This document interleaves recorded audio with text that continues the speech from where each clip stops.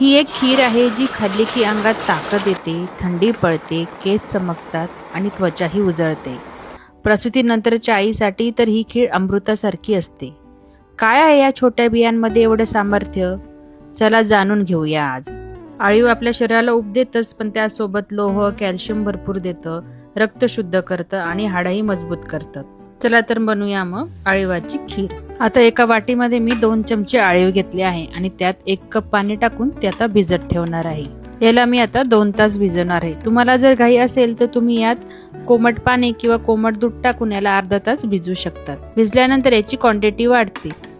आता याच्यावर आपण झाकण ठेवून याला 2 तासासाठी रेस्ट करायला ठेवून देऊया. बघा 2 तासानंतर आपले आळू किती छान भिजले आहेत आणि त्याची क्वांटिटी पण खूप वाढली आहे. आता मी कढईमध्ये 1 चमचा तूप घेऊन त्यात ओलं खोबरं छान खरपूस भाजून घेणार आहे. इथं मी 2 चमचे ओलं खोबरं घेतलं आहे.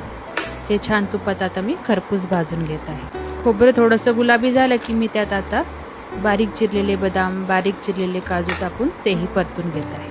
आपले ड्रायफ्रुट्स आणि खोबरं आता छान भाजून झाले आहे. आता आपण हे एका वाटीत काढून घेऊया. आता याच कढईत मी आता 1 चमचा तूप टाकत आहे आणि त्यात आपले भिजवलेले आळीव टाकणार आहे.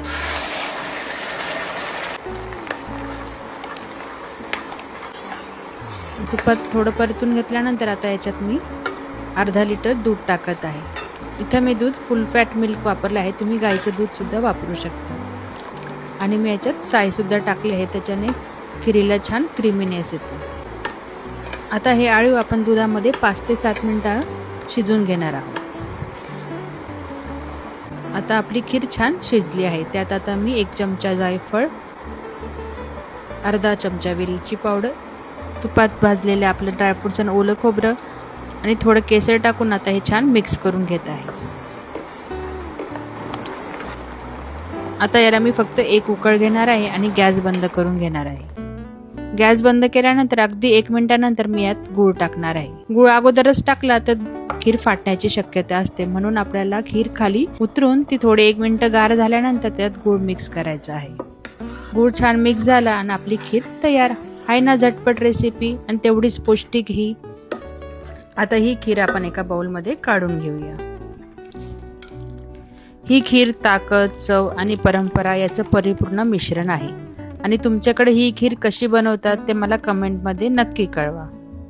आता याच्यावर थोडे ड्रायफ्रुट्स आणि केसर टाकून आता आपण याला गार्निश करणार आहोत. या हिवाळ्यात तुम्ही ही रेसिपी नक्की ट्राय करून बघा. रेसिपी आवडली असेल तर लाईक करा.